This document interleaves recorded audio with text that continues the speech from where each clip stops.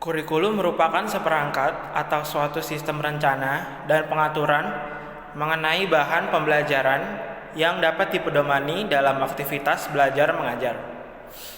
Kurikulum adalah istilah yang merujuk pada serangkaian mata pelajaran yang harus ditempuh peserta didik. Penerapan kurikulum dalam dunia pendidikan sangat penting dan berpengaruh terhadap segala aktivitas pembelajaran. Kurikulum pun terus mengalami perubahan mengikuti perkembangan zaman yang disesuaikan dengan kebutuhan pelajar di eranya masing-masing. Selanjutnya, ada kurikulum 1947. Kurikulum ini bersifat pertama sejak Indonesia merdeka. Perubahan arah pendidikan lebih bersifat politis dan orientasi pendidikan Belanda ke kepentingan nasional.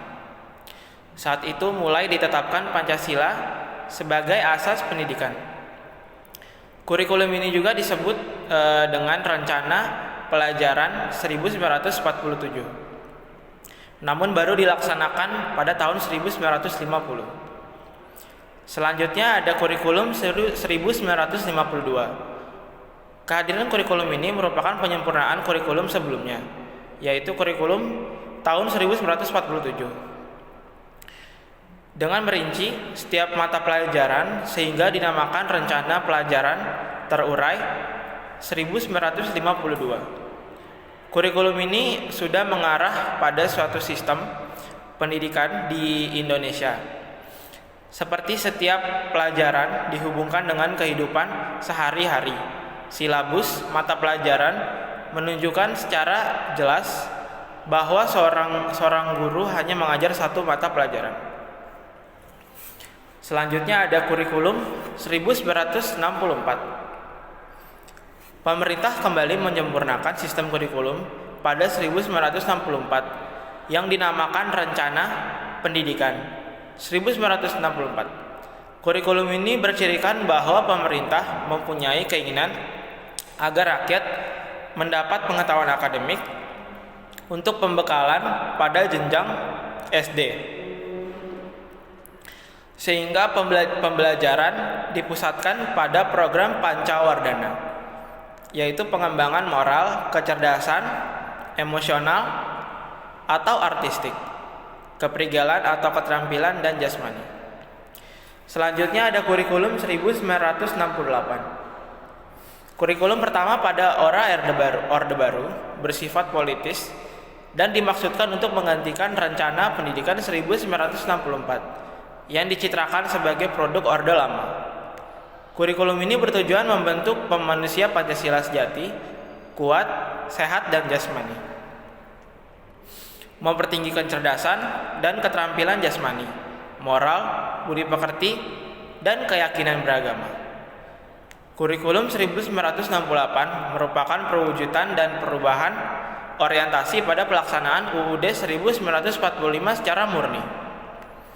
Selanjutnya, ada kurikulum 1975. Pemerintah kemudian menyempurnakan kurikulum 1968 pada tahun 1975. Kurikulum ini menekankan pendidikan lebih efektif dan efisien. Menurut Mojito, Direktur Pembinaan TK dan SD, Departemen Pendidikan kala itu, kurikulum ini lahir karena pengaruh konsep di bidang manajemen MBO, atau dengan kata lain manajemen by objective. Metode, materi, dan tujuan pengajaran dirinci dalam prosedur pengembangan sistem instruksional atau PPSI. Dikenal dengan istilah satuan pelajaran, yaitu rencana pelajaran setiap satuan bahasan. Selanjutnya, ada kurikulum 1984. Kurikulum 1984 mengusung pendekatan proses keahlian.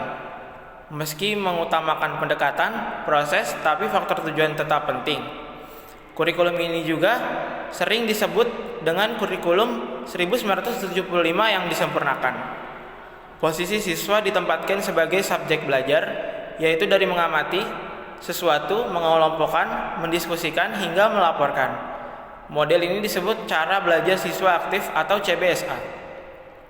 Selanjutnya ada kurikulum 1994. Pada tahun 1994, pemerintah memperbarui kurikulum sebagai upaya memadukan kurikulum-kurikulum sebelumnya, terutama kurikulum 1975 dan 1984. Namun perpaduan antara tujuan dan proses nampaknya belum berhasil. Akibatnya, banyak kritik berdatangan disebabkan oleh beban belajar siswa dinilai terlalu berat dan muatan nasional sampai muatan lokal, seperti bahasa daerah, kesenian, keterampilan daerah, dan lain-lain.